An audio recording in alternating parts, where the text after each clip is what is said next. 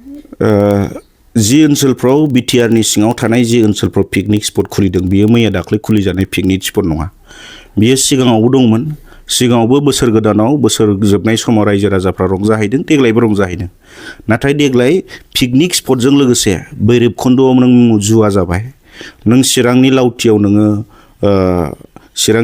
नोङो मा होनो देगारजों मानसि सुथारनाय जाबाय, आरो गुबुन गुबुन पिकनिक स्पटआव नों बांद्राय इनडिसिप्लिन जानायनि थाखाय बिनि साखाथि फाखाथि लामायाव नों बांसिनै एक्सिडेन्ट जानाय जाबाय। दा सिगाङाव एसअपि होनानै बयखौबो मोनसे डिसिप्लिन भाबै रंजानायनि मोनसे खाबुखौ सरकारा बानायना होदोंमोन। दा बियो रोखा दिन्थिदों जे मोनसे थासारि आरो मोनसे समाज ओनसोला सोनारो सरकारनि नीतिनि सायाव। बर्तमान सरकारनि नीतिफोरा जोंनि समाजखौ, जोंनि ओनसोलखौ, जोंनि हारिखौ जौगाहोनायनि थाखाय मोजां मोनसे नीति अभाबनि थाखाय दिनै बे थासारिफ्रा जानो मोनदों। दाखालि मा होनो हाग्रामा महिलारिया 20टा MCLA देरहानानै सरकार दाबाय। बिसायख'थिनि सिगाङाव गावनि मावथिफोरखौ गोबां लालसा होनानै बिथाङा बिसायख'थिखौ देरहाबाय। नाथाय बिसायख'थि देरहाखांनायनि उनाव बिथाङा गावनि मावथिफोरनो मा होनो आसनि होनो हायाखै, जेरैबायदि रायजो राजाफोरनो खोथा होनो हायाखै, खोथा होदोंमोन बेबायदि खामानिफोरखौ मावनो हायाखै।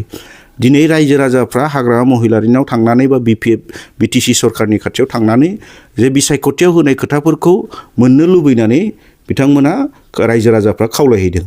नाथाय हाग्रामा महिलारिया दिनै रायजो राजाफोरखौ जेला गावनि खाथियाव थाङो अब्ला बिथाङा जेबो रां गैया, थाखा गैया, जुवा हो, मेला हो, बेसेबां दिननि पारमिसन नांगौ, बे बाथ्राफ्रा दिनै बिथांनिफ्राय ओंखारनाय लोगो लोगो बिथांनि मावथिफ्रा बांसिनै मेला खुङै जुवा होनाय आरो बांसिनै समाज बेरेखा खामानिफोरखौ मावनायनि थाखाय दिनैनि थासारिफ्रा बे जाबाय थादों। बेजों समाजा, हारिया, ओनसोला जेबो लाब जाया। थांनाय समाव जों नुदोंमोन सिगाङाव जोंनियाव बर' अनाबर' मोनसे थासारि दंमोन। नाथाय 2020निफ्राय लानानै 2025सिम दाखालिनिसिम अक्ट'बर माससिम जोंनि BTCआव थानाय मोनफ्रोमबो समाज, मोनफ्रोमबो हारिफोरनि गेजेराव गोजोन थासारि आरो अनलायनाय फैबायमोन। नाथाय दिनै सरकार फैनाय लोगो लोगो मा नुबाय जे सासे आदिबासि भाइखौ देगारजों सुनाय जों थासारिया नुबाय। दा बिनिफ्राय नुबाय जे सरकारनि भुल नीतिनि थाखाय जोंनि गेजेराव गोजोन गैयि मोनसे थासारिया फैफिननायखौ नुबाय। थांनाय समफ्राव जोङो बोसोर गोदानाव पिकनिक स्पट जादोंमोन आरो एक्सिडेन्ट जानाया खोब खम जालांबायमोन। सरकारा गोबां नीतिनि गेजेरजों बेफोरखौ हमथानायनि राहा लानायनि थाखाय रायजो राजाफोरनि, सुबुंफोरनि, गावनि नोगोरारिफोरनि जिउ रैखाथिनि थाखाय माखासे नीति लानायनि थाखाय जोंनि रायजो राजाफोरनि जिउआ खहा जानायनिफ्राय रैखा मोनदोंमोन। नाथाय दिनै सरकाराव जेबो नीति गैयिनि थाखाय सानफ्रामबो दिनै एक्सिडेन्ट जानाय। 27 तारिखआव मा होनो चिराङाव आइ रिभार फेस्टिभेल जाबाय। दिनै 27 तारिखआव जाखांनायनि उनाव सानफ्रामबो एक्सिडेन्ट जादों आरो सानफ्रामबो मानसि थैदों। दा बेखौ सरकारानो बेखौ खालामनायलाय बिनि दायनिया सरकारानो। मानोना बेखौ आइ फेस्टिभेल खुंनायनि उनाव रायजो राजाफोरनि जिउ आरो जिउखौ बोरै रैखाथि होगोन, बेखौ डिसिप्लिनै बोरै लांगोन, बेखौ लांनायनि खुनु नीति गैया। दा बेनिखायनो दिनै जे मोनसे अशृंखला थासारि फैदों बेनि टटेलि दायनिया हाग्रामा महिलारिया, बिथांनि सरकार, आरो बिथाङा जोंनि BTC ओनसोलाव मोनसे गोजोन गैयै थासारि फैफिननायनि मोनसे अरिहना होबाय थादों। जायनि फिनजाथाय हिसाबै गुरुबासानि जे सासे आदिबासि जोंनि लाइमोनखौ देगारजों सुनाय जाथाया जादों। थांनाय समफोराव जोङो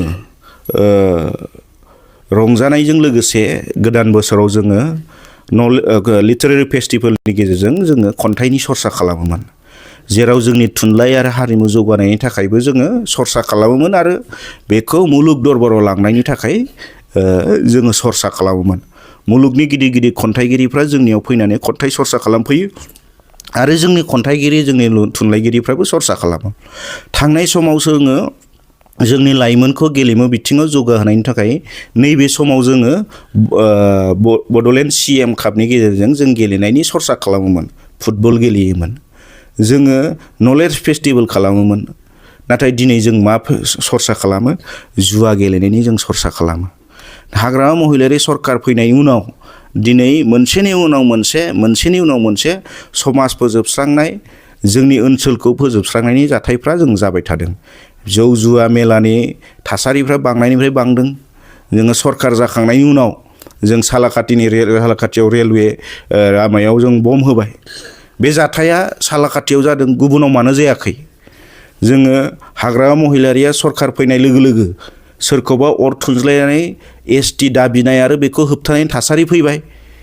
दा जोङो हाग्रामा महिलारिया सरकाराव फैनाय लोगो लोगो हाग्रा ओनसोलखौ बांसिनै दानस्रांनायनि थासारिया फैबाय। हाग्रामा महिलारि सरकार फैनाय लोगो लोगो जोङो नुबाय जे जोङो एसटिफ्रा गावसिनि अधिकारखौ गिख्रांनाय मोनसे थासारि। फारसेथिं एसटि दाबिनानै एसटि दाबिनानै माखासेफ्रा आन्दलन खालामनाय आरो बिनि गेजेरजों एसटि दाबिग्रा आरो एसटि होबथाग्रा मोननैनि गेजेराव माहारियारि संघात जानायनि थासारिखौ दिनै बिथाङा लाबोबाय थाबाय। नाथाय सरकार हिसाबै बिथाङा मा दायित्व दंमोन? मोननैबो पक्षखौ खावलायहरनानै रायलायनानै रावनिबो खहा जायाजासे बेयाव समाधान खालामनायनि दायित्वआसो सरकारनिमोन। नाथाय बिथाङा जायहा एसटि हारिनि सुबुंफोर गावसिनि इयुनखौ सिन्था खालामनाय गिखांनाय फैदों, बिथांमोनखौ थुबस्रा जोगारनानै बिथांमोनखौ सुथुरबादियै बेबहार खालामनानै मोनसे फारसेजोंल' लोगो जानानै बिथाङा गावनि गेजेराव माहारिफोरनि गेजेराव गावस्रालायनाय थासारिखौ दिनै लाबोबाय। आरो फैयै फैयै थायै मैखुन बेरनाय बादि पिकनिक स्पट खुंनानै आरो पिकनिक स्पटजों लोगोसे बाव जुवा मेला खालामनानै दिनै लावथिनि थासारिखौ देगार सुलायनाय थासारिखौ लाबोबाय। दा बेयाव एकमात्र बियो जादों हाग्रामा महिलारिनि समाज बेरेखा, हारि बेरेखा नीतिफोरनि थाखाय, सरकारनि नीतिफोरनि थाखाय बेफोरो जाजोबनो खाबु मोनदों। आथिखालाव हाग्रामा महिलारि सरकार फैफिननायनि उनाव जिखिनि बर'नि मोननै माहारियारि नेशनेल पार्कफोर जाबाय, बेनि सायावनो माखासे सिङाव हाबनानै हाग्रा दानबाय थानाय नैबे थासारिया दिनैसिमबो जागासिनो। बेखौ बिटिसि सरकारा दासिमबो सामलायनो हायाखै। जेब्ला 2020निफ्राय लानानै 2025सिम जेब्ला प्रमद बर'आ सरकार सालायदोंमोन बिटिआरआव, बै समाव बिपिएफनि मावथि दैदेनगिरिफ्रा जायफ्रा गोदानै हाग्रा सिफायनानै हाग्राखौ दखल खालामदोंमोन, बिथांमोननि खाथियाव थाङै अर सुहैदोंमोन।